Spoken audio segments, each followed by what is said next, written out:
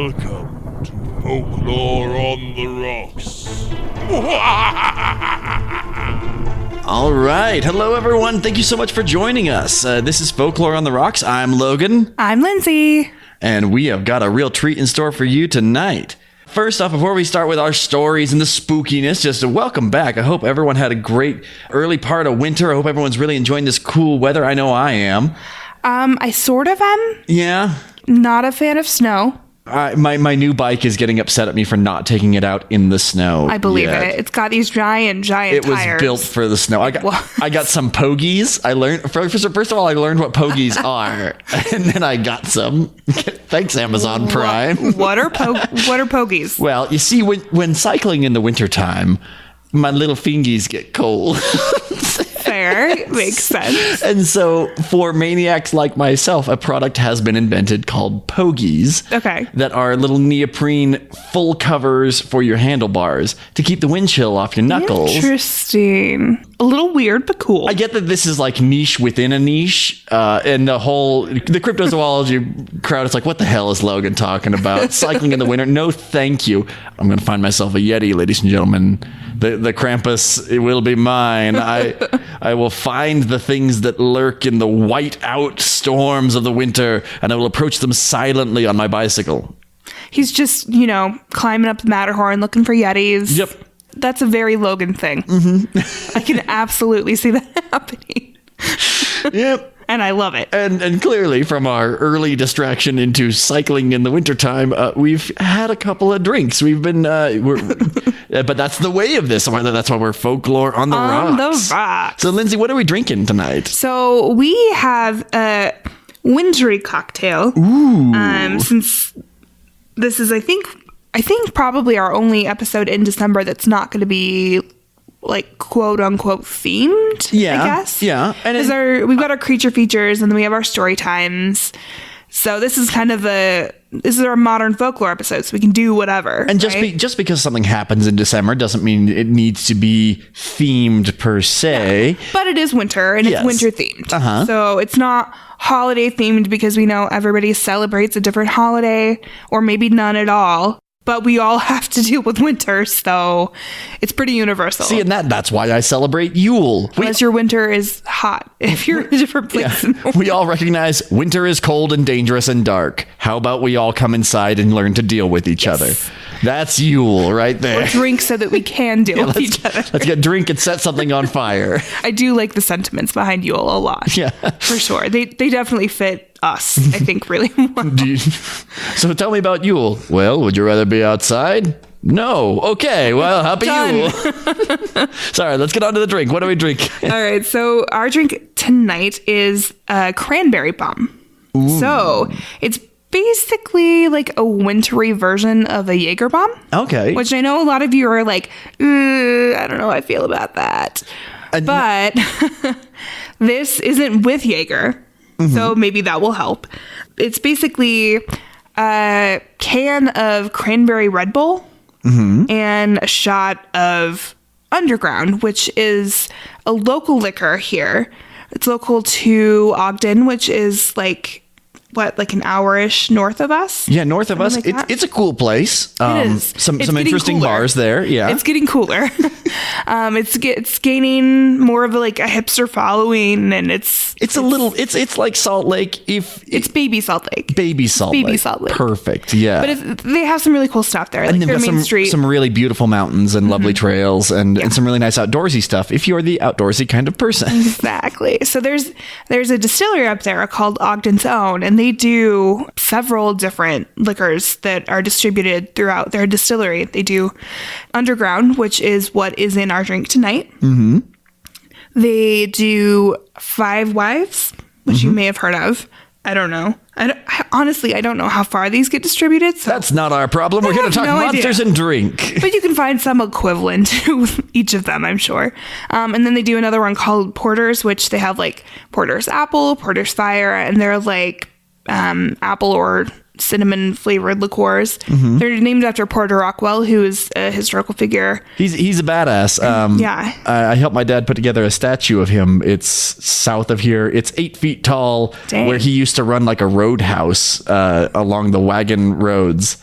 So there's a big bronze monument sculpted by Young and Company. That's pretty cool. Yeah. And I'll post a link in our show notes. Yeah, you can see the statue. The reason that I wandered off into the outdoorsy elements is that's what I really love about these local distilleries. The water in in the area around a distillery totally affects the flavor of the alcohol that comes out of there. Duh, absolutely. We all know about Scotch. But Utah has very, very good water. I'm not sure if We've anyone... got mountains real close. Yeah, I get why people don't make us a destination or anything like that. But if you do come here, try our water. And we're a fairly dry state. We're not the driest. I think that's like Pennsylvania. But our liquor laws are very controlled. Yeah. Because they're controlled by the state. And maybe not the best decision making when it comes to that kind of stuff, which is unfortunate because there's a lot of really, really cool stuff coming out of Utah that doesn't probably get the distribution that it should because of our laws here. I almost feel like the restrictive nature of... We're flourishing from it. Yeah. Oh, totally. When you put a bunch of rules in place, people find creative ways prohibition. to... Look at that. Exactly. Right? It's a perfect example. You try to suppress creativity and all that's going to come is more creativity. Yeah. To any local Utah lawmakers listening, our laws are just fine. Leave them alone. Don't make any more changes. Yeah, just... unless it's going to be less restrictive, don't even touch it. Don't touch it. So Underground is what we are drinking in our drink tonight. Basically, it's like an herbal liqueur, so it's like Jaeger. It's not as like sweet or syrupy as Jaeger is, which is nice. I guess to be an herbal liqueur, you kind of need at least like I think 2% of added sugar into the spirit, and Underground just like barely hits that too. Just enough for the enzymes to grab onto it and turn into alcohol. And it's actually higher proof than Jaeger is. It's an 80 proof, and Jaeger's a 70 proof. Whoa, Black Betty, Bama Lamb. Well, this is part of why it's got an entire can of Red Bull and only a shot of Underground. But it's good. It still has that same type of taste, but it tastes better than Jaeger. Yeah. I definitely prefer it to Jaeger. Yeah, and we have the cranberry taste from the Red Bull too. And I'm surprised. Red Bull I'm surprised how much it stands out. I didn't realize it was just a Red Bull in there. I thought it was cranberry juice. But the flavors go well together. Well done to our friend Anubis for putting this together for us. He knows what's up. That is for sure. So yeah, it's basically shot of Underground, can of cranberry Red Bull. You just pour it over ice and you garnish it with lime. So it's delicious. We recommend it. Again, it's called the Cranberry Bomb. The Cranberry Bomb. Like a Jaeger bomb, but wintry. You can also make it with blueberry Red Bull, too. And purportedly, that is better. I haven't had it, but this is more wintry because it's cranberries. I'm doing a lot of things in the next couple of weeks. I'll make drinking a lot of those. Yeah, I'll make it my mission to sample the blueberry bomb as well. I'll make it a priority. That's such an arduous task. I'll add it to my ever-growing list of responsibilities. I'll take one for the team and try a blueberry bomb and get back to you. Rough life, man. I know. Yep. The sacrifices we made for our art. So tonight we are recording our modern folklore. We're recording? What? What's happening? Where am I? So modern folklore. We got some. So this is the second time we've done this. The first time I think went really well. It was really cool to get some of those modern stories in, and I'm excited we got a fresh batch to share with everybody today. I am too. Just a reminder. These are stories. These ones we actually got from the no sleep areas of Reddit. These are submitted to us by people from that subreddit, but we in the future will also do creepypastas and Let's Not Meets, stuff like that. So if you are a writer of stories like those, feel free to send them in to us, and we want to gather stories from you guys and read them because we love them. Absolutely. They're so much fun. So I think that we are going to head into our first tale. Yes. All right. So our first story is from Angus McKnight, and it is called Our House Was Haunted. His Reddit handle is Scorpshy, and Logan is going to tell us the tale. All right. Here we go. Our house was haunted. My fiancé and I recently bought a house together. It's in a nice area, and it's a beautiful home, but unfortunately, it was also haunted. Everything started about 3 weeks after we moved in. I started noticing a light breeze in certain areas of the house, even if all of the windows were closed. My fiancé, Brian, never noticed anything, and thought there might have been a draft somewhere, as the house was several years old, but all we could afford. We had the house checked, and found that there was actually a gap in the insulation on the upper floor, so the air might have been flowing through the rest of the house. We had it fixed, and for a few days, nothing unusual happened. I was home alone one weekend, doing some cleaning, when I heard a door upstairs slam shut. It scared the life out of me. But then when I went upstairs, there weren't any closed doors. Obviously, I was freaked out by this and texted Brian, who was out getting some tools. He told me it might have been something outside, like a car door or something. I thought that it might have been, and carried on with the cleaning. The stairs in the house are set up so they formed an angle. I was standing on the landing, on my tiptoes trying to hang a picture, when I heard another bang. I stumbled and almost fell, but managed to keep my balance. I was now scared, and when Brian got home, I told him all about it. He wasn't sure what to make of it. Then he went around the house, checking all the pipes and doors to see if anything might have made the noise. It was an old house, and he thought it might have had some issue. He didn't find anything, and we agreed with his earlier idea that it might have been something down the street. We made dinner and were cuddling on the couch when I started feeling cold. Granted, this was all happening in November, but I was absolutely freezing. I wound up putting on a sweater, but nothing seemed to help. It got so bad, Brian put the heater on in our room while I curled up under the covers. I managed to fall asleep, but I was still freezing in the morning. This was on Monday, and Brian had to go to work. I had called in sick, so Brian texted my younger brother, Zach, to check in on me when he got off school. Zach dropped by around 3 p.m. and sat in the living room with me, doing his homework while I was on the couch. While I was laying down, I had the sensation that someone was tickling my foot. I was still cold, so I had a sweater, jeans, and thick wool socks on, but even then, I could feel cold fingers rubbing against the sole of my foot. I tried to pull free, but the hand on my ankle tightened and the tickling continued. Zach, who was 18 at the time, had a habit of teasing me sometimes, and I grit my teeth, annoyed and trying not to laugh. The tickling continued, and I finally had enough. "Zach, cut that out," I said angrily. "Cut what out?" he asked, and I looked up, and he was sitting across the room doing his homework. He looked confused, and I stared at my foot. My leg was stretched out, like someone had pulled it away from me, but no one was there. I was getting seriously freaked out, and I sat up, hugging my knees. "Are you okay, Jesse?" Zach asked, coming over beside me.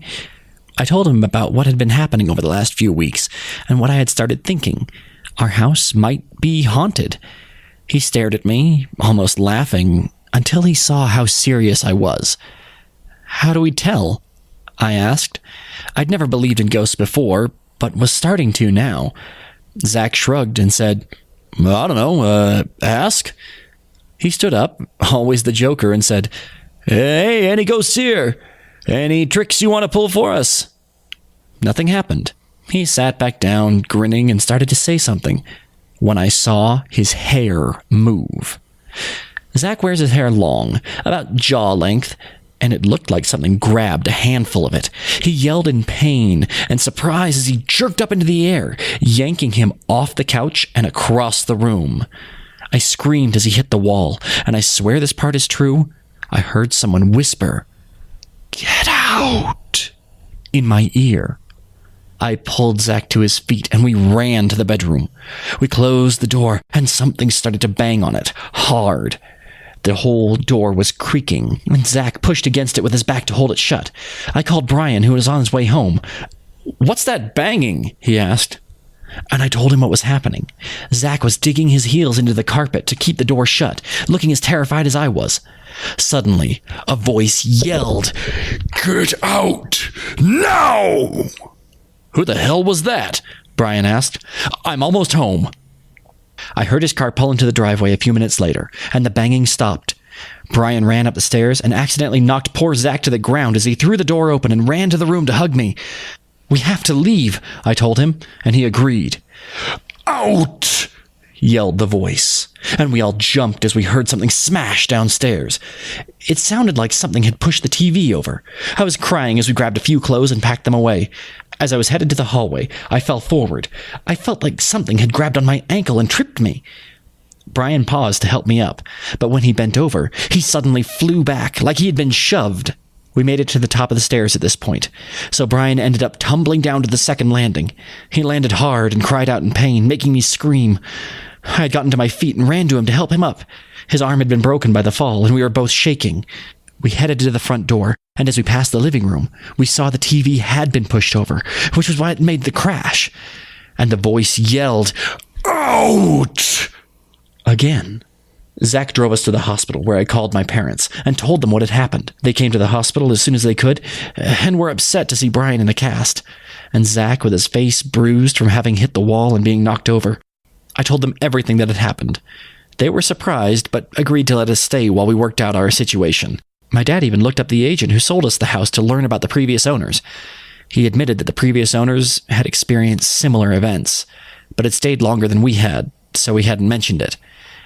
We were able to get our money back and are still looking for a new house. We never did find out just what the hell was in that house, or why it was so adamant that people not live in the house. Whatever it was aggressive and harmful, and I hope I never meet it or anything like it again. And we're back. Oh, what'd you think of that one, Lindsay? Damn. Yeah, That was scary. that was really. I really liked the setup to it. Sometimes it's nice to have just an old-fashioned ghost story. Mm-hmm. It doesn't always have to have a world built around it and an ancient book of knowledge that started it and an origin story or anything like that. No, just it's a ghost. It's our understanding of the world and life and death and spirit energy is somewhat limited, and our actions have consequences. Mm-hmm. I did think it was interesting that the creature or the entity of some kind wanted them to get out so much. Right. And clearly wanted many other people to as well. If this has been happening continuously, right? Mm-hmm. Which according to that, apparently it was. There's always that element of when you hear these stories of people getting haunted and stuff, you're like, why don't you just move? And sometimes it's literally just because you can't. Moving takes money. We don't all have buckets and buckets of money. Yeah. So if you move somewhere and suddenly it's haunted and stigmata is happening or something, and you don't have the money to move out, you don't have the money to move out. You can put up with a lot of stuff if you have to. Yeah. And some people do, but in this situation, if you can, yes, do it. And if you're getting thrown down stairwells, as soon as it hits physical manifestations that's the problem. On things, the hands around the ankle and the pull, that's where you find the resources to leave. Yeah, that's when it really that was all very, very creepy. Yeah. Fun fact, especially with your feet. Yeah. Feet are weird because they're extremities. They're so sensitive too. You're just no. Really. Nope. To stay safe in this world, we have learned to not look at our feet when doing dancing or fighting or anything like that. Don't look at your feet because your feet, they're the ends of your legs. They'll stay there. Yet as an extremity, sometimes you hear an odd tickle. Sometimes I put my shoe on. I'm like, is there a spider in my shoe? I hope I didn't squash him. But no, you shake it out. Yeah, so the bit about the ankle and the foot, kind of a good thing to add. Yeah, and just that shock factor, that the main character has, that they're expecting that it's the brother, right? Mm-hmm. And it's obviously not. Just the shock of finding that out. Okay, there's this invisible thing that's touching me. What the hell? I need to leave. I need to get out of here. The odd creeping tendrils but I don't know. We're interesting monkeys, humans. We can put up with a lot. Well, technically, we're apes, Logan. Yes. I know you know that. Well, maybe you don't have a prehensile tail. But that's a fair point. I don't know. I don't know what you have. I don't know what a lot of people have. It could be. Your discretion is appreciated, Lindsay. What I was thinking, just going back to the command to leave, to get out, to leave them alone. Right. In the haunted house world, not necessarily the real world of the paranormal, which is in the loosest of brackets, evidence pending. Right. But the commercial haunted house, haunted attraction world where actors play scary things. Like what people want from the paranormal. I do consulting in this world sometimes. And he's good at it. But we always say, don't say get out. Don't say get out. Because it's just... You don't want them to get out. You want them to stay. Yes. But also, I mean, it makes sense. Like you want to say something to them that's creepy. But in this instance, that's exactly what this ghost or this poltergeist, I guess, would maybe make more sense, actually wants them to do. He wants them to leave, obviously, right? And it works, too. Yeah, we are the kind of creatures that once we have an answer, we rely on it until we find a different answer. You test it and test it and test it until it comes out negative. Or at least we should, and some people don't do that, and they're wrong. But yeah, I guess with just a little bit of analysis, a little bit of our own schema added in, and a fair amount of alcohol, that's a damn fine story right there. Yeah, great job, Angus. We really liked it. Yeah. All right. Well, we'd love to hear what you folks out there think. If you have some stories of your own, or if you have a similar experience or anything like that, tell us, please. Yeah, we want to hear about all of your haunted houses. Yeah. Sadly, we're a little... Lindsay, have you ever had an experience like this? Like a haunted house or a poltergeist or anything? And honestly, I don't think I want to. Because I think that I would be just scarred by it. I'm an extremely sensitive person in that I think about things a lot. Yeah. So I don't watch a lot of scary movies for that reason. Like, if it's psychologically scary to me at all, I will think about it for days. And I will sit there in the dark alone at 2 a.m. and just think about it. And my imagination will conjure up the creepiest fucking things that you've ever seen. That comes back to the Langoliers for me right there. Do you remember the TV movie The Langoliers? It was adapted from the Stephen King novel. Nevertheless, it was a 2-part miniseries. Right. And the first part, the Langoliers, they're coming. Oh, watch out for them. And I was maybe 8 at the time. Yeah. And that's impressionable time. Yeah. And it was all this dread of what is coming. And it's this unseen adversary.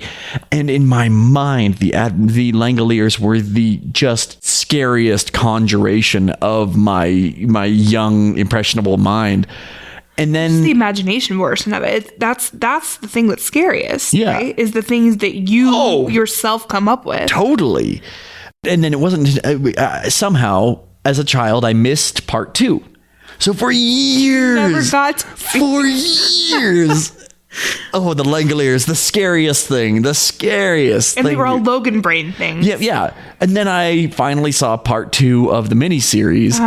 And I now having done, a little bit of sculpting and special effects and everything like that, they weren't as scary as they could have been. They weren't what you came up with. I'm like, it's just those? Okay. Well, I mean, it helps that you weren't 8 anymore, right? Like, had you been 8 and seen the second part, it maybe still would have been just as scary, right? But you weren't. So, and it's interesting how our minds kind of evolve that way. Yeah. How we learn to be okay with certain things, or how we don't. So stuff that you saw when you were really small that scared you becomes an irrational fear later in life. Like for me, I'm terrified of sharks. Terrified. Sharks are beautiful. And they absolutely are. I love But they are terrifying. Yes. I will say that at least I have a fear of something that is practical, like a good practical for fear, sure. right? And to make you like just to add on to that, I used to be when I was a kid, my parents would have us on the swim team, and I was neither the body type nor aptitude nor interest level to be on the swim team. Nevertheless, that was my fate. Right. And so there were several events where you have to visualize something to make you go faster at the end of a race. Oh, damn. And it was always I've never heard of that. That's scary. Well, that's not a swim rule, but it does help. I believe so. I was like, my brother was in swimming, and I don't remember that being. And it's the coaching that we always got is always pour it on at the end, save nothing for after the race. Really just burn it right until the very end of it. And for me, it was always okay. You just conjure this image of in the deep end of the pool where you can't quite see it from the surface. They have a cage, and the cage opens from the wall, and out swims this living, breathing embodiment of hunger, a missile with teeth that. Forgive me, a torpedo with teeth. A torpedo. It lives underwater. Of course. An aquatic missile. There you go. And just thinking about that image of a creature coming out, immediately getting acquainted with its surroundings and knowing its prey. And you're literally saying this, and I am thinking this. Yeah, and it's terrifying. And this is as a fat kid is swimming down a 25 meters freestyle against 3 other kids. If it works, it works. Yeah. Right? Your own visualization. That's an important thing to have. But nevertheless, what you can't see in the water is a scary thing. That is a fear that goes back to the Neanderthal brain. Totally. And I guess, and honestly, that's really, I think, what I am afraid of more than sharks per se. I'm afraid of not knowing what's behind me or below me in deep, dark water. Sure. Sharks are scary because they're a thing that can, bite off a limb or something. Now I know. And I'll bleed to death and it'll be terrible. But the thing is, the unknown. And that's exactly what it is. Yeah. And to tie it back to the story we just covered, there's some monster fanatics out there, especially some poltergeist fanatics that are thinking, why are you talking about sharks? Well, this is... Come on, Folklore on the Rocks. Our show. Because it's our show, and we're allowed to be afraid of whatever we want to be afraid of. Sharks are scary. But let me tell you, I had a few different intoxicating substances, and I was playing virtual reality a couple weeks ago. Because that's become my favorite video game platform. If anyone's got an Oculus Rift, a PlayStation VR, or a Vive, add me. We'll play Rec Room. I'm Fight Dude right here. But as I said, I was doing that, and I felt a chill across my neck. And I just said, "No problem now, Mr. Ghost. Going to deal with it later." It's fine. Just leave me alone for now. We'll talk about it in a bit. Yeah. To hope it worked for you. But it's also about the conjurations of the mind. Right. Yeah, our own inner eye is much stronger than our powers of perception. Yeah, we can create all kinds of things to terrify us, chill us to the bone. So true. And we can dismiss so much, like we tend to dismiss so much, right? Mm-hmm. Because our logical minds are like, no, that's not a thing that is real. That's not a thing that exists. And then something so potent happens, like in this story, that just shatters that entire reality. That's all the impossibilities are no longer impossible. It's almost not worth telling this story because you just explained the broad strokes of this story. Tell exactly. Us the story. One time I was still living with my parents. This was years ago, ladies and gentlemen. Anyway, I went out to the driveway and there was my car there. The windows were down. It was summertime, and I see a figure sitting in the front seat of my car. No. And it is completely black, just shrouded in shadows, but it is a form. And in my brain, I think, no, you're not seeing that. That is a conjuration, a figment of your imagination. That is nothing at all. Oh, Logan, you're at it again. Yeah. Oh, hindbrain, you reptilian son of a bitch, creating predators for me to be afraid of. Anyway, so I dismiss it. Impossible. And I put my hand on the door, I open it, and the light comes on in the car. And a cat leaps out of the open window as fast as it could. And my brain, having already dismissed the presence of something in the car, immediately is like, monster. That right there, I seen that. That's a monster. It's a panther. Yeah. The part of my brain that's in charge of target recognition was really having an off day. Monster. It's gonna eat me. What do I do? Oh, I jumped. Attack. I jumped at least 3.5 feet in the air. The knees hit the chest, and then I landed it. So the question is with this: yeah, fight, flight, or freeze? Well, I admittedly, okay, I can't be like, I can't play Mr. He-Man, money pants all the time. I can't be like, oh, well, fight. No other answer is acceptable for Logan. No, it was a and then, well, if a monster's attacking you, that's like an understandable and then the reaction. fists went up just in case. So you're like halfway between fight and flight because you didn't leave. Nope. Stood there. And your fist came up. Yes, that's the defense. So you're a fight. Yeah. I am 100% a freeze. My mind goes completely blank. I am terrified and frozen in fear. I'm deer in the headlights. Yeah. When anything scary happens, or even anything unexpected, like somebody says something mean to me, or like gives me criticism, because like I said, I'm a sensitive person and I can't deal with that shit. I freeze when that happens. Like, I'm so shocked that something is being said to me that's unexpected that I just completely freeze up. Yeah. So it's awkward for me, but then I'm like, then I finally process what's actually happening. So I am 100% certain that if I'm faced with a situation that's like I'm in peril or something, I'm going to immediately die because I'll just freeze until I understand what's happening. Then I'll be dead. It's analysis paralysis right there. Oh, totally. Where it's like, let's take in all available evidence before coming to a decision. And Exactly. and me, I'm one of those, half a plan now is better than a whole plan later. Let's roll. And honestly, listeners, I have seen this in person with Logan.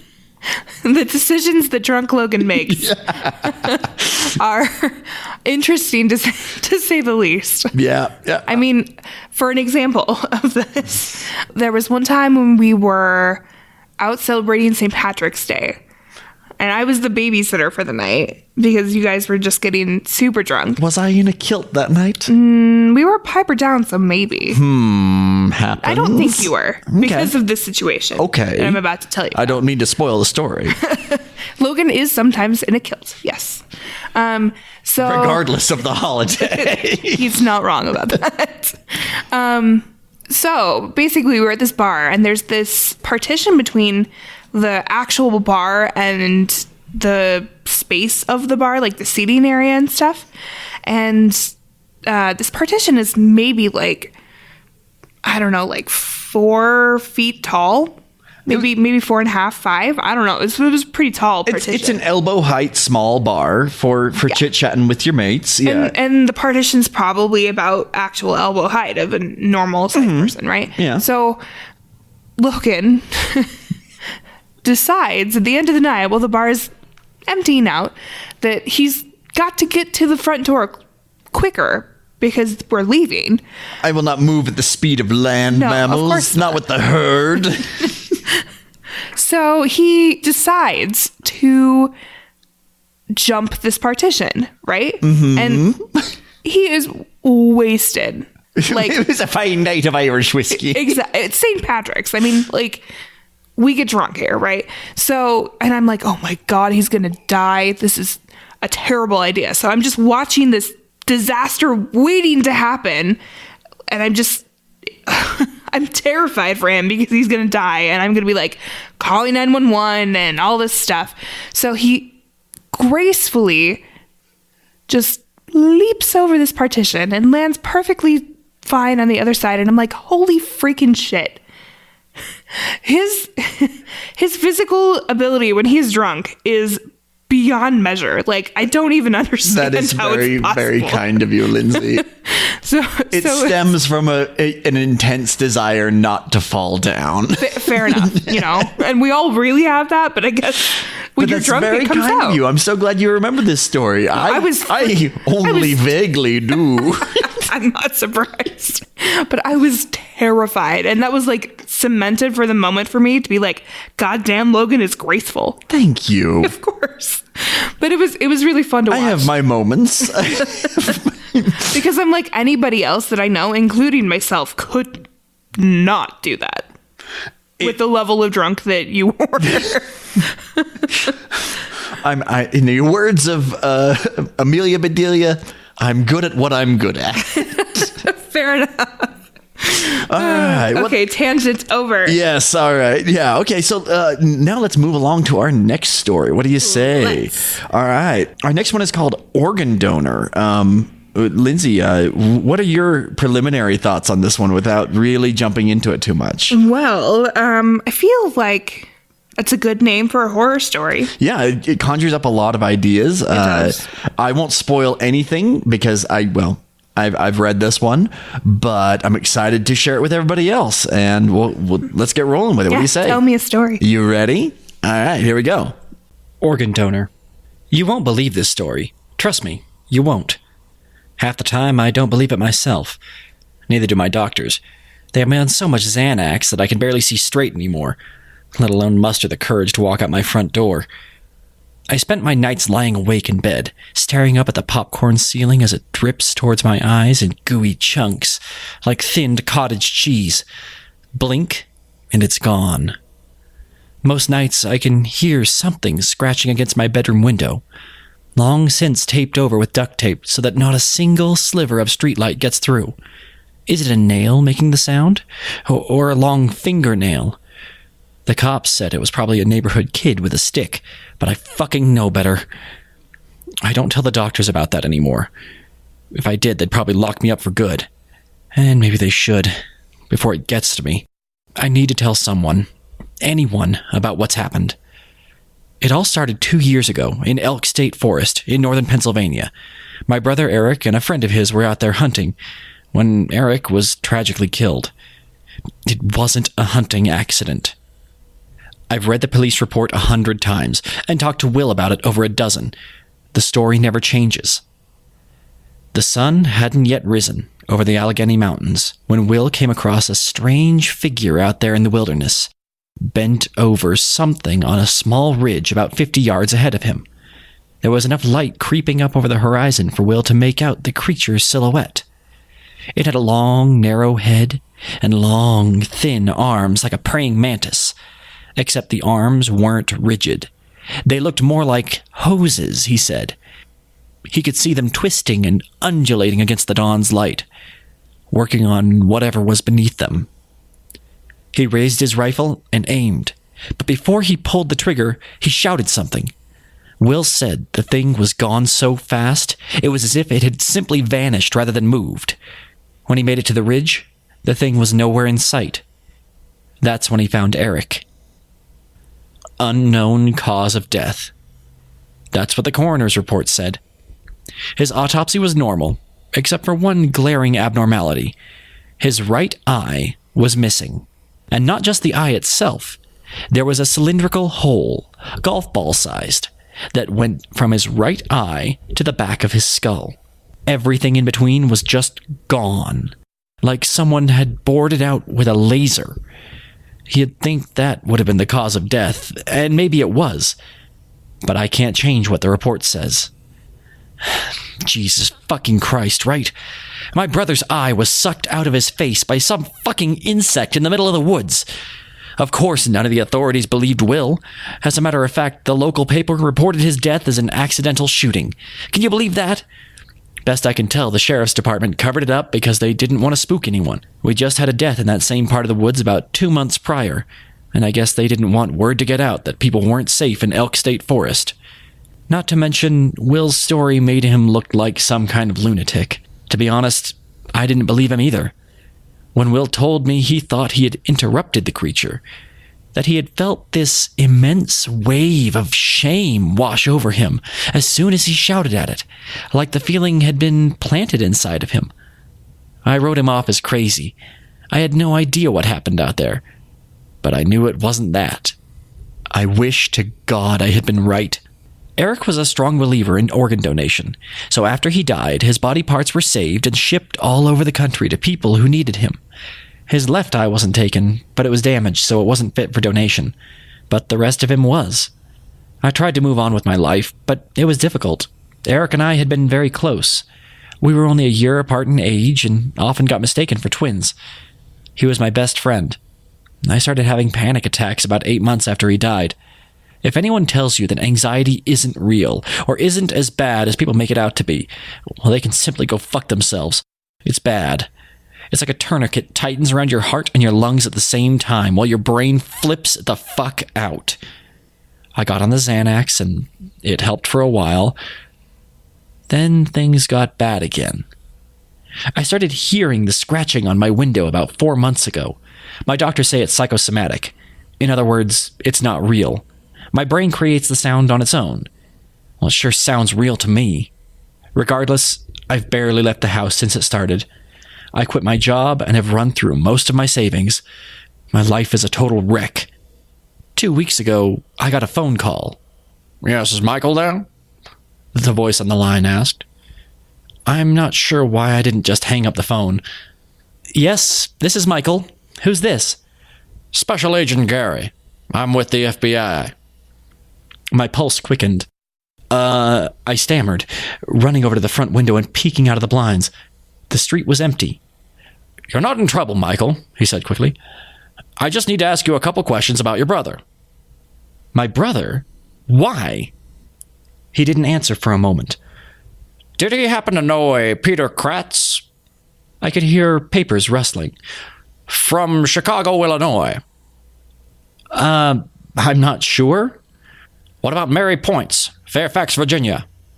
Henry Kim, Canton, Mississippi? No, I don't, I answered. I've never heard any of those names. What's this about? Was your brother missing anything other than his left eye? Any other organs? I clenched my fists. Hey, man, I'm not answering any more questions until you tell me what this is about. I have rights. Gary paused again. We're investigating a death, he said slowly, like it was something he didn't want to admit. A woman. She was found dead with her lungs completely missing from her body. We know something similar happened to your brother. We're just trying to figure out why. I sat in stunned silence. Was someone fucking with me? Who is we? If this is a joke, I swear to God. It's no joke, Michael, I assure you. His voice quivered only slightly, but I knew it meant that he was telling the truth. I'm sorry about your brother. I truly am. No one deserves to die like that. We're only trying to get to the truth. Okay, fine. Can I talk to your superior? He didn't answer. A minute later, the dial tone rang in my ear. He had hung up. The next day, I called the FBI. There was no Special Agent Gary. At least not one that they would admit to. Maybe they were lying, but it really didn't matter. There was no way anyone was going to tell me anything. It was all I could think about for the next several days. Eventually, I probably would have moved on if it wasn't for a lucky coincidence. I was lying in bed, listening to the television and staring at the ceiling, when a commercial came on.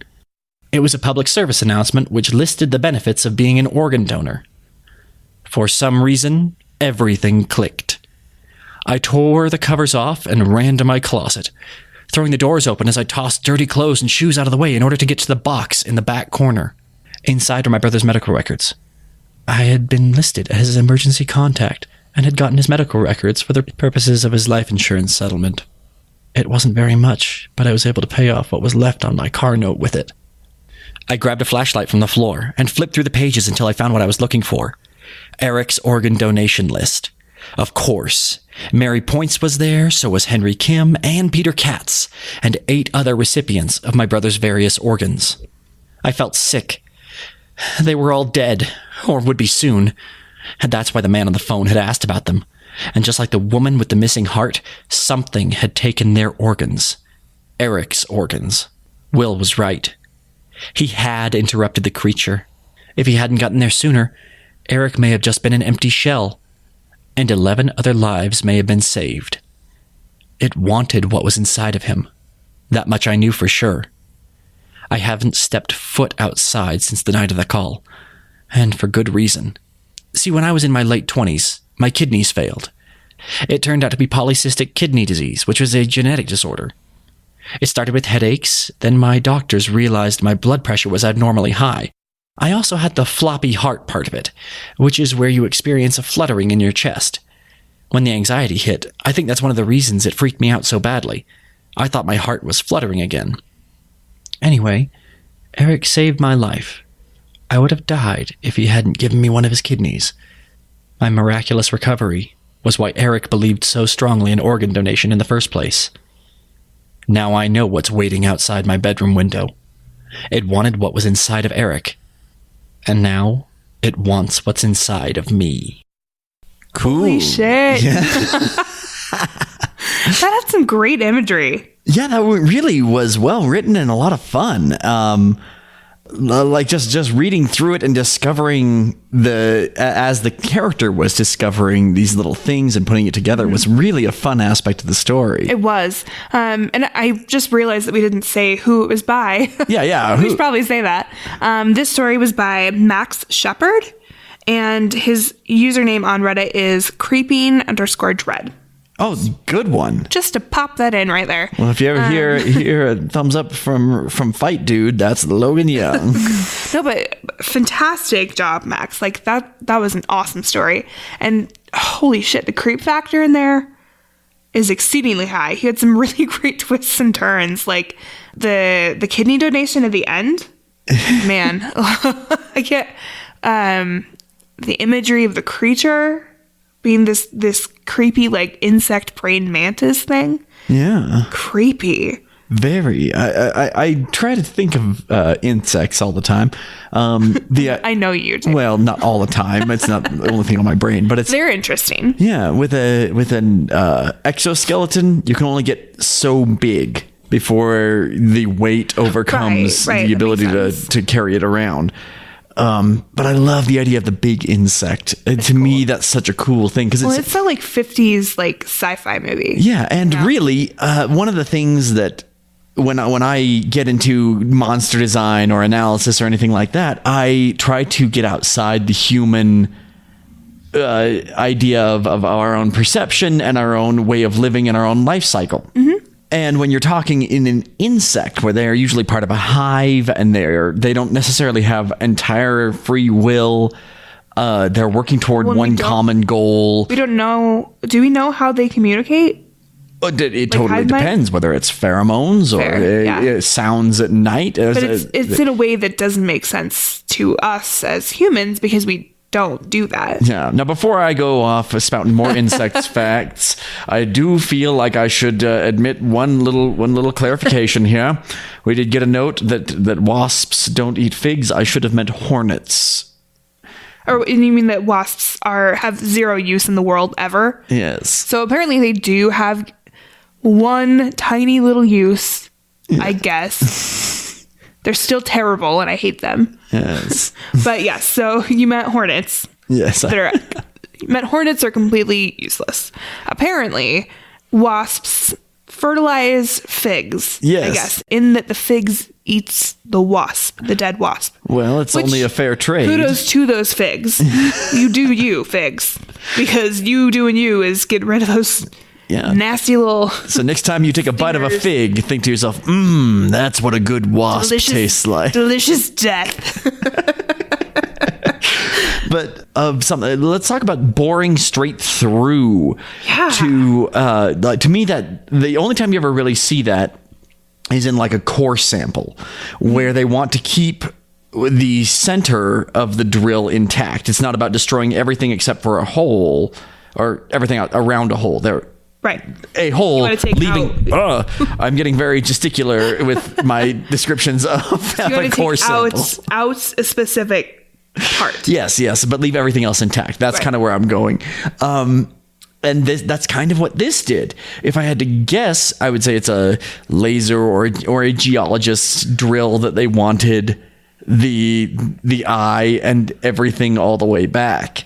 And to me, like objectively, like not part of the creature, right? I mean, well, no, but that's maybe it's a sci-fi like cyborg praying mantis. I don't know. Yeah, the method of extraction seems to be some kind of pipe. Jeez, I did it. Now you're gesticulating too much.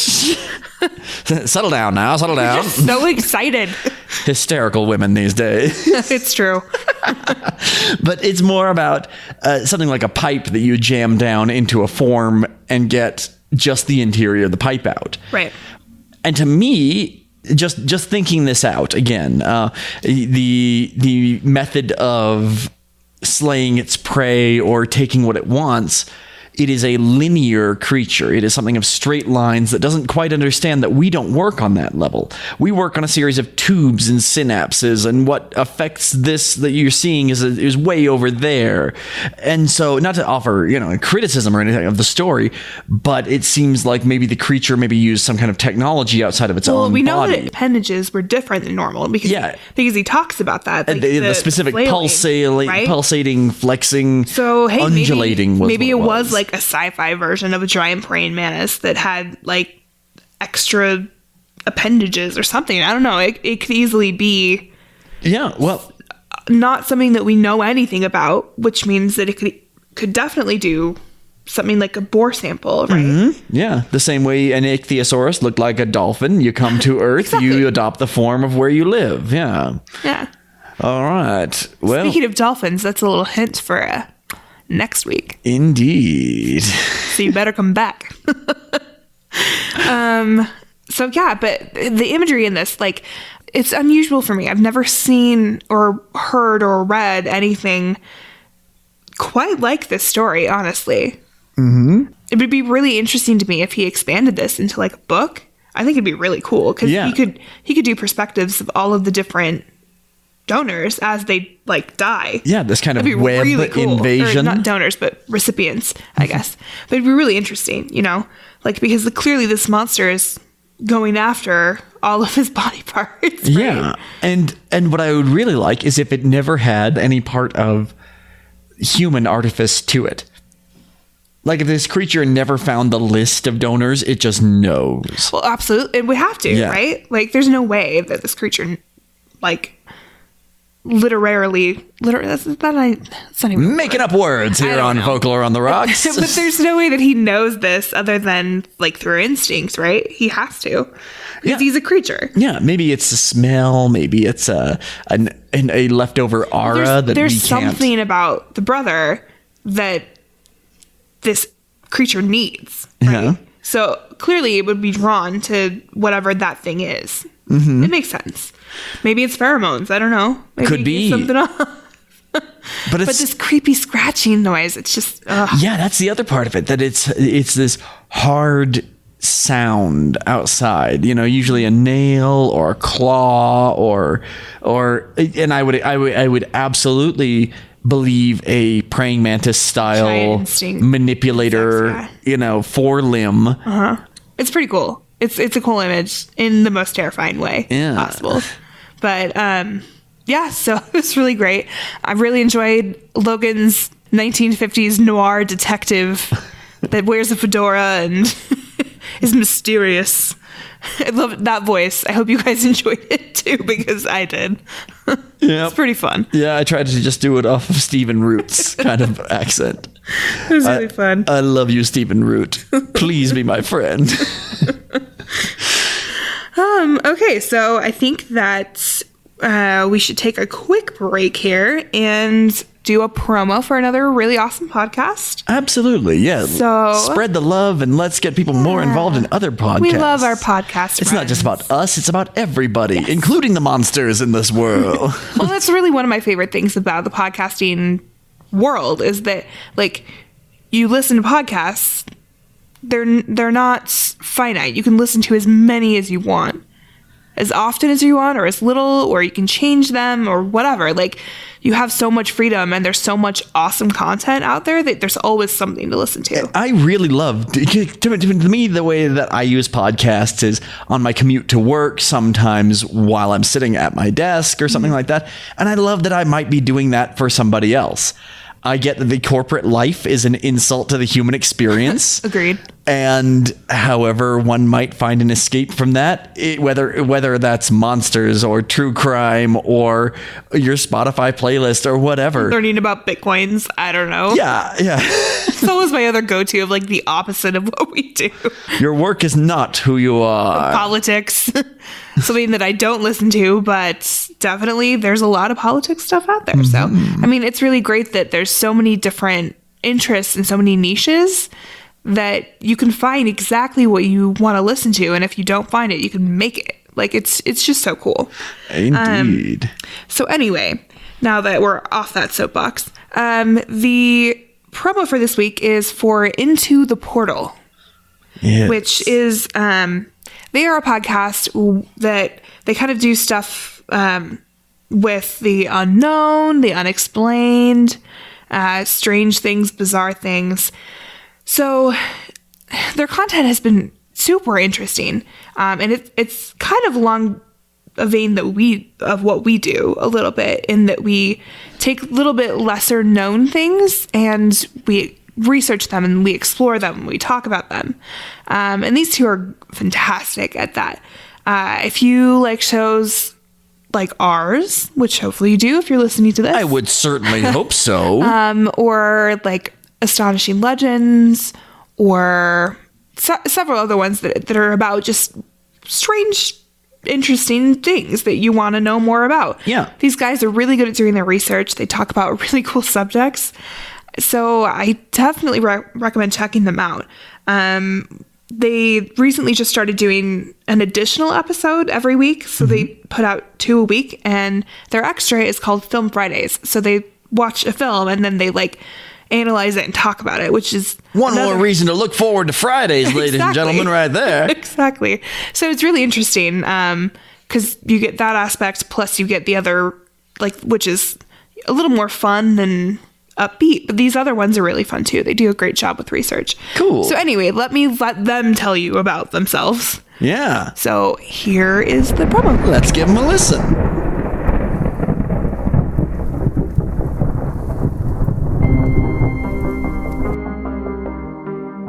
Hello, all you curious creatures out there. I'm Amber A.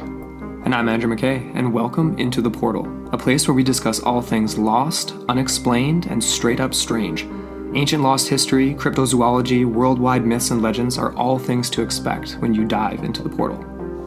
Like the time we covered the strange case of giant humanoid swimmers in Siberia's Lake Baikal, or the terrifying legend of the Braxton County monster who stalked the hills of West Virginia.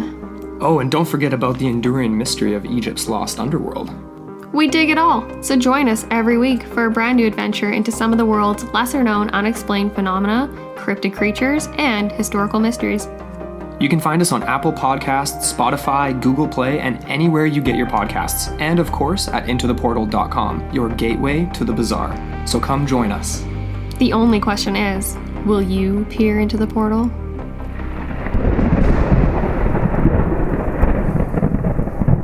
Well, cool. All right. Yeah. Well, let's go ahead and jump right into our final story for the evening. Now, this is Lindsay. Tell us about what you got for us here. All right. So this story is by Kuting Gachitos, and I am so sorry if I slaughtered your name. I apologize.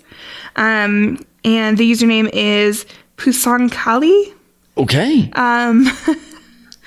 It's Filipino, so I don't know pronunciations. Your username is yours to do with what you will.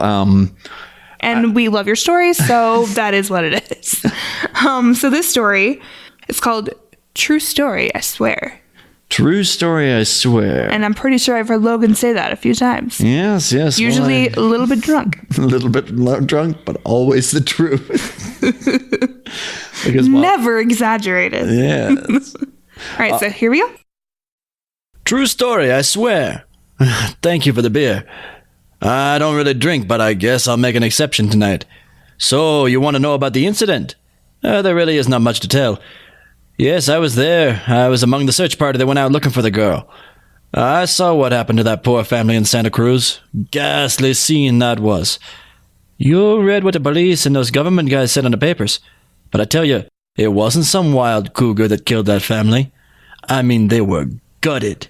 Like they were all hollowed out inside. The coroner was a buddy of mine. He's seen gross stuff and all. But not like that. No, not like that. Yeah, I could use another bottle, thanks. Yeah, really. Yeah, talking about this stuff really gives me a chill in my bones. What? Oh, yes, the girl.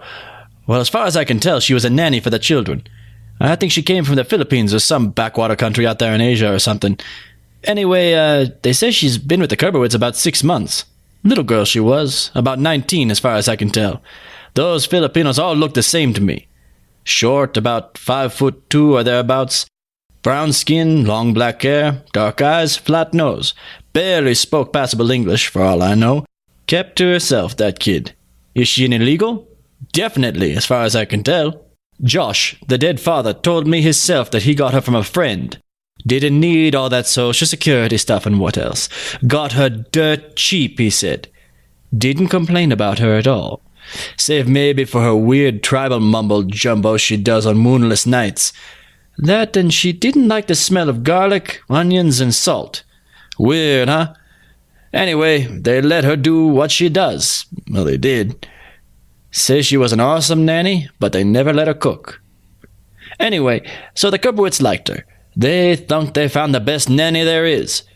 Then weird things started happening around that part of the hill. First, it was the neighbor's dog. They found what was that dog? The kind used for pit fights. Yeah, the Rottweiler. That dog. Well, the Johnson's Rottweiler went missing. Evil thing, that one. He had a nasty temper. It was chained in the backyard since it greets people with its teeth. That one was found dead one morning, all gutted and bloody.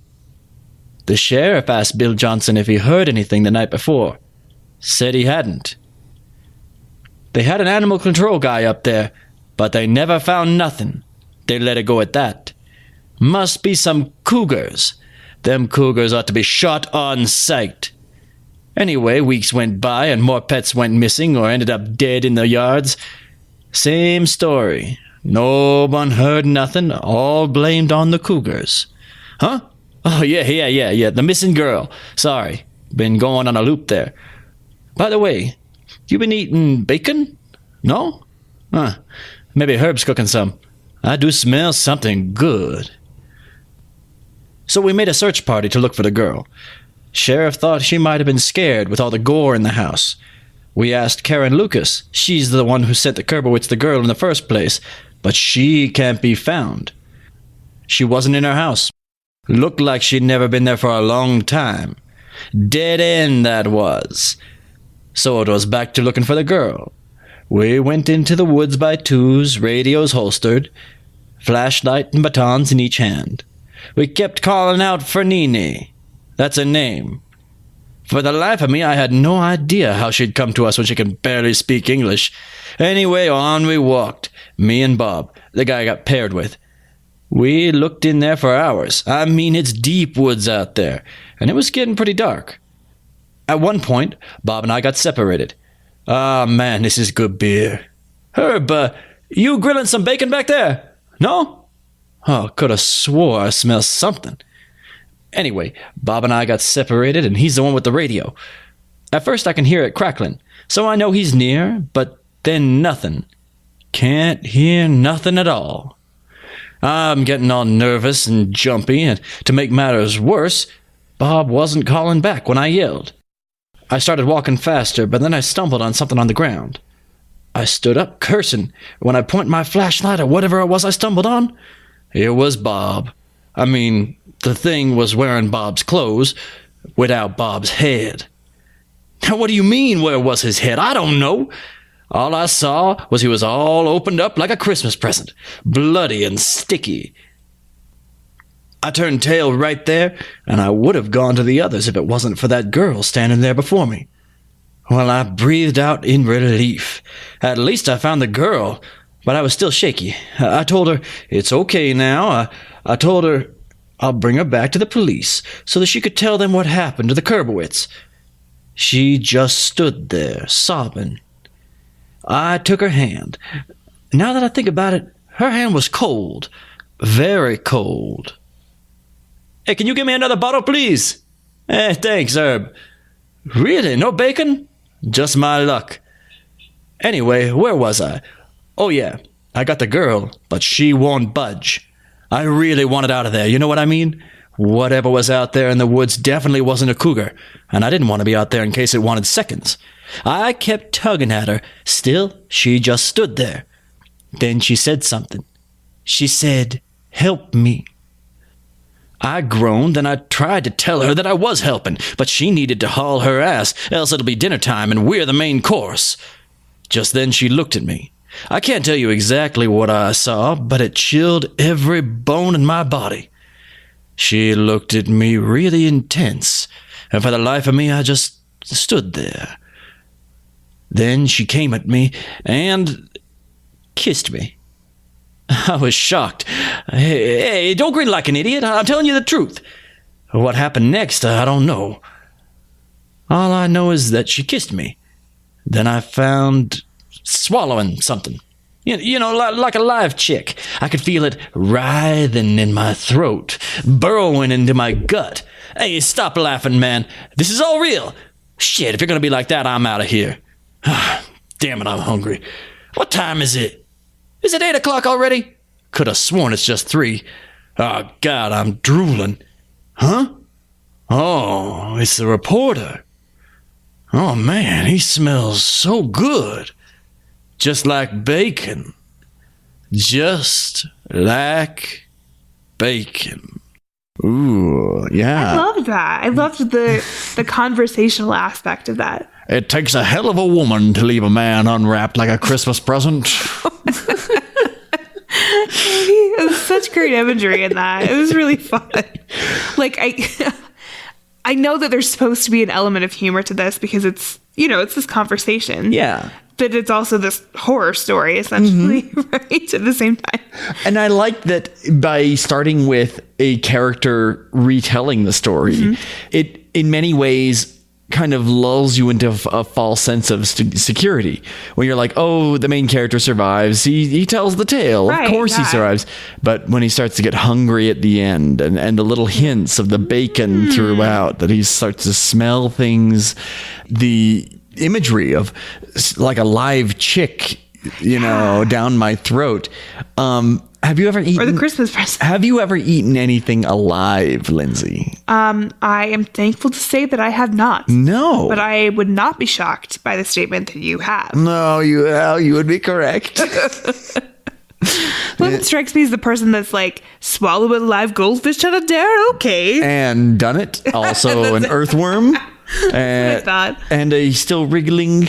like a cricket or something? Like a cricket? Yes. Yes. Yeah. A cricket too? Mm-hmm. No, thank you. So apparently crickets are very tasty. I hear. Chupal is their word in South America. Yeah. They are edible, and I've eaten them in bar form. Interesting. Yes. And I think it was crickets. My brother lived in Uganda for a couple of years. Yeah. And that was one of his favorite meals there was crickets because they have like this huge influx, like cricket season basically. Oh, crickets are grasshoppers maybe? I can't remember what insect it was. If you want to plant a crop, plant something that'll attract crickets and make that your crop. There you go. Because they are reliable as the sun. They will be there every year. Well, and they're rich in protein. Now I know that we've got some local people who only listen to us because we're a Utah podcast, and here in Utah we've got our own special relationship with crickets. Yeah, we do. Yeah. When you hear the sarcasm in my voice. Yeah, they were the antagonist of this tale. When the pioneers settled this valley, they couldn't plant anything without them getting devoured by crickets. We have great big crickets here, and they're noisy. And then the story is that the seagull came and ate them all. Which is why the seagull, who is a shitty bird, yes, is our state bird. Saved us. It's so dumb. And it's so weird. Like the only reason we have seagulls is because of the Great Salt Lake, which is a large area in Utah. It's pretty big. I'm pretty sure it can be seen on the map, which is what denotes a really, really big lake, right? But yeah, it's so weird. Yeah. It's such a dumb... It's a weird thing to jump off to. It really is. On crickets We're going back in to general. our fourth grade tales of Utah. But as they have mandibles that they use for grasping and chewing. Sometimes other arthropods will have chelicerata of biting fangs like a spider. Words. And sometimes they will have a proboscis. like a mosquito that they would use to drain their victims. Those shitty mosquitoes. I freaking hate them. Now Like a magnet for mosquitoes. we don't want to give any spoilers for upcoming episodes here. Probably not soon, but not soon, but time. in the coming months. Stick with us. We got good things coming. We actually have some really cool things coming. I have other plans for the Philippines first. Yeah. Before we get to this creature. Yes, but this creature will be dealt with. We will look more into what this might have been at least what we think it might be. Yeah, we can say what we think it is. Well, I think it might be maybe an aswang. Yeah, we think it might be the aswang, or as Logan wants to call it. I really want to call it the asswang so bad. But it's not. No, I have great respect for all people around the world, including those in the Philippines. I've known many Filipino people, but my Utah tongue wants to say... Is it your Utah tongue or your just hilarious guy tongue? Asswang. Exactly. How can I not say it? That creature over there is called the asswang. Oh my God. So yes, it is the aswang, but they're creepy creatures, and they have the. It's like the titmouse. How can you not address it by its proper name? But these creatures have tongues that are like really long, and they're what would you call it? Proboscis? I want to say proboscis. Proboscis? I don't know why. And I know it's wrong. So it's like me saying that and you wanting to say asswing. but they have these really, really long suckers for tongues. Yeah. So that fits the image of this girl and her live chick tongue. So that's what we think the creature is. If you have other ideas about it, let us know. Yes. We would love to know. But definitely a creature for a future episode. They are very interesting creatures, very creepy. If I'm remembering correctly, and I haven't done any research on this, but I'm remembering that they do. They prey on like pregnant women. Yeah. And they suck out like... I remember reading about that. They suck out amniotic fluid from their belly buttons with their tongues. It's so creepy and weird, but also fascinating at the same time. So anyway, we'll get into that another day. We will explore it 100%. No holds barred. The entire spectrum of aswang knowledge. We will delve deep into it. We will. But that day is not today. It is not today. Back to the story. Yeah. So yeah, this whole like storytelling aspect I really enjoyed. I think it was a perfect vehicle for telling the story because you had that casual conversation type thing and it flows well and you get to the twist at the end and it just adds something more to it, I think, because you've, like you said, you were lulled into this sense of security about this main character and suddenly obviously they are not okay. Yeah, there's something going on with that main character. Now it could just be a stroke and the phantom smells that go with it. Maybe it is. Maybe it's a brain tumor. We don't know. I like to, again, the story doesn't necessarily support it, but I just like to look at conjecture and maybe the narrator was the monster the whole time. Very true. Maybe they don't realize. Oh, I found Bob. He was dead. Yeah. And this girl is a red herring. Good storytelling device. A classic. Could be cool. I like that idea. It's just up to us to guess what the author's intent was, but it's a good story nonetheless. And I do want to say that if I end up having phantom smells, I'm 100% fine with bacon being one of them. Bacon, okay. That'd be okay. Now, phantom smells, not to make light of stroke victims or anything like that. No. but just as an exercise, Lindsay, okay, so bacon's a good one. I will agree. I will take bacon and love every minute of it. But what is your top smell? If you could get a phantom smell where it's like sometimes you get this smell and you just have to learn to deal with it. Wait, so like, but you get to pick one. It's a good smell. My favorite smell? Yeah, I guess. But what smell would you want to all the time to come at those odd times when your brain misfires and sends a signal? I think that my favorite scent is probably ozone. Oh, good one. So like rain. The smell when it's about to rain or is raining. Or computer labs around the world. Yeah. No, we have a friend who did ozone therapy. And so I did it a couple of times, and it smells just like rain, like the world before a rainstorm. It's such a good smell. I love it so much. Other than that, probably like the scent of fall. I really like the scent of fall. You know, the crisp autumn smell of cold and things slowly dying, which just sounds really creepy. But I like it a lot. It just means that my favorite time of the year is coming. It's here. You know, like it just has such a good vibe to it. I love the scent of autumn. Oh yeah, it's a good choice. Well done. And then maybe, God, picking one is so hard, though. It's so hard for me. so like hard. my knee jerk reaction is like pine or fresh water with algae, coffee. But what it always comes down to for me, it's sandstone. Sandstone. Yes. Interesting. That's what all of southern Utah red rock smells And that just like. totally evoked a smell for me. So that's Yeah. cool. Yeah. And sandstone smells differently when it's wet or when it's dry. Right. And when it's wet, it's kind of muddy and, you know, smells not all that interesting. But when it's dry, it tells a story. And you with one whiff, you go back thousands of years of every day baking itself into the stone, and you really can smell it. So sandstone is a big part of it. But also I'm from the city, and here in Utah, we've got big cities as well as wild mountains. So there's also elements that I picked up from the theater that are very, very evocative. Hot glue is one of them. In the theater scene, hot glue is often a quick fix. And it has been joked that it is my medium of choice. How else do you put cosplays together? Yeah. What? You have things that actually sew things together? No, I've been there. I'm not a theater person that goes on stage, but Logan and I have been involved with theater for much of our lives. He's been more on stage, and I've been more like, let me help you with the costumes. Let me work in the box office.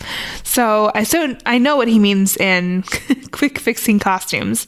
When you're trying to dress actors for quick changes backstage and things break and things go awry. Yep. And if you go to thistothat.com, they'll tell you how to glue things together. Perfect. So, yes, we've all been there with costume emergencies. I even ran, we have a local Comic-Con here. We do. And for the first several years that we did it, I was part of the cosplay repair station where people would come for hot glue and safety pins. Yeah, I ran into you there a couple of years ago when you were first doing it.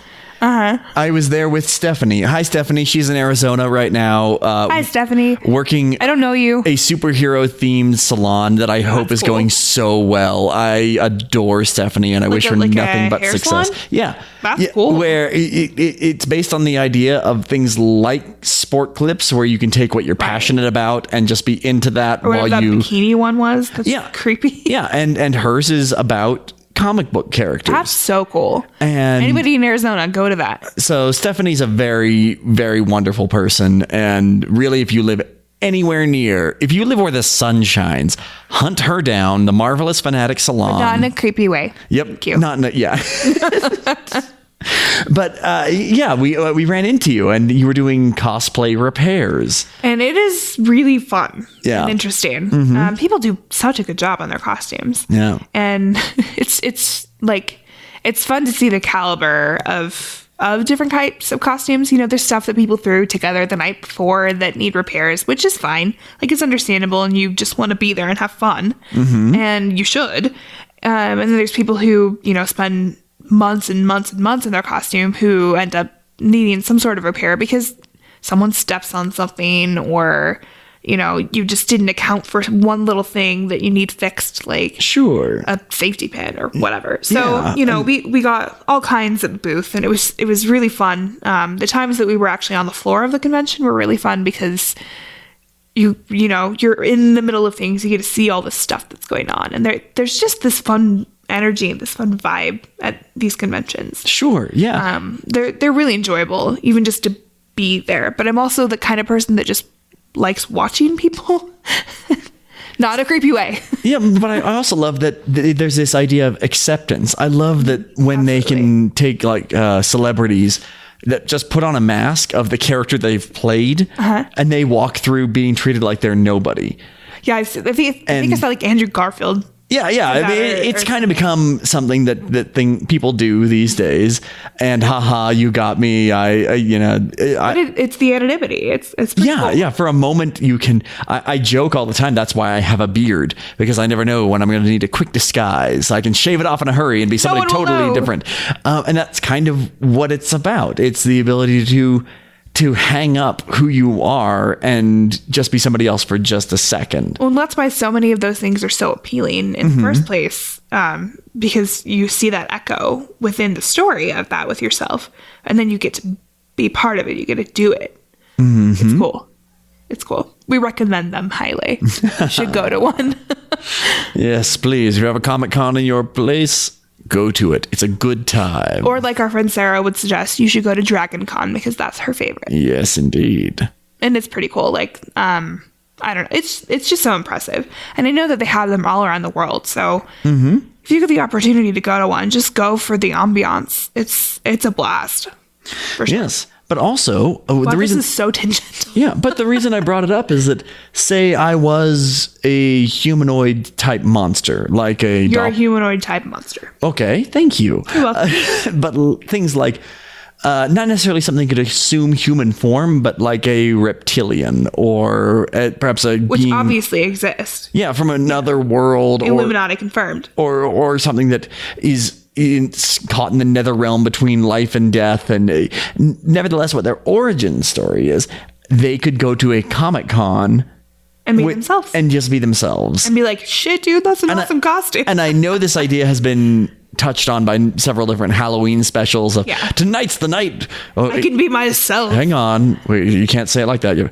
Tonight is the night, monsters, that we can be ourselves. Perfect. Really? Yes, indeed. We shall go and be the things. I can be all the monsters. You are all of the monsters. Oh, God. We're a little drunk tonight. A little bit, or perhaps a lot drunk, maybe. We are. Okay, we should probably wrap this up. I suppose so. All right.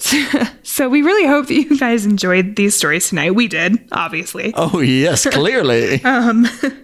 So just as a reminder, you can find us on Instagram and Facebook at Folklore on the Rocks. Oh, good. I forgot. Yeah. Thank you. I knew. I just wanted to get you there. And that's, yes, a good refresher. But it does remind me of a particular Twitter handle, which is what? Folklore Rocks! I love it. As always, pictures, notes, and sources on our website at folkloreandtherocks.com. We do have a Patreon. So if you feel so inclined, which would be really great, please go donate there. We have different tiers of things. You can donate X amount of dollars a month and maybe get some perks with it. And if you don't want to do that, we have a PayPal button on our website where you can donate a one-time thing. We do have a merch shop that is coming either soon or exists. We'll see. It depends on how much time I have. We also want to mention that if you have any personal stories about creatures, monsters, or cryptids, even if you didn't know what they were, you can email them to us at stories@folkloreandtherocks.com. Or if you have a story like the ones that we read tonight, you're welcome to send those our way as well. Just let us know, which kind of episode it should go into, since some of them can definitely bleed over into each other. We also ask that you please rate us and leave us a review on iTunes. We are doing a kind of promotion right now where if you leave us a review and then you send us a screenshot of your review to our email, so that can be admin@folkloreandtherocks.com or mail folkloreontherocks.com.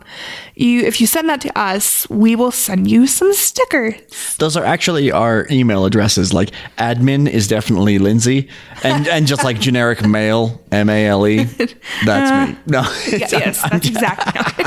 Actually, we have our own ones too. So if you can send it to Logan, What? or you can send it to Lindsay, that's fine too. They all get there. It may get checked sometime. I'll check it. Don't worry. So you can send those our way. But if you do send them and you let us know, that you want some stickers, we'll send those out to you, and we'll let you know that we got your email and everything too. Any reviews we really appreciate. We have some super nice ones out there right now. That People we are so great.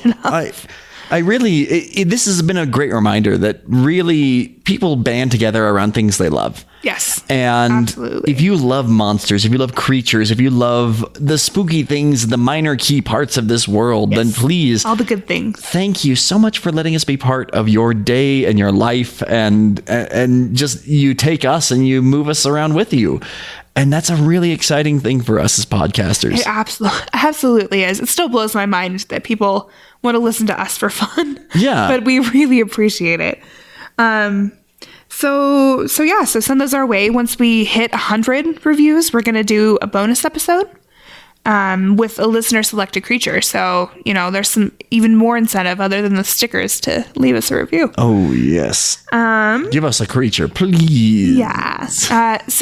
Just word of mouth is great for us. Tell your friends, tell your family, spread it to people that you think would also like us, and just know that you are hugely appreciated for taking the time to listen to our ridiculous selves. Yes, our little bit of ramblings in the dark, but perhaps we may find some illumination. I hope so. Yeah. But yeah, thank you for listening, and tune in next Sunday. Please do. We'd love to see you there, or at least hear you breathing in the darkness. Maybe you'll hear us breathing in the darkness. Oh God, that's terrifying. Please stop. Yeah, I have to sleep with a machine. Anyway, we love and appreciate you guys, and we hope you keep listening. Yeah, thank you. All right, we'll talk to you next time. Until then, keep your eyes on the dark spots of the world. Let those eyes adjust and really see what's lurking in the shadows. My God, it's going to keep waxing existential. I know. Please cut me off sometime soon. All right, good night, ladies and gentlemen. You've been Bye. great.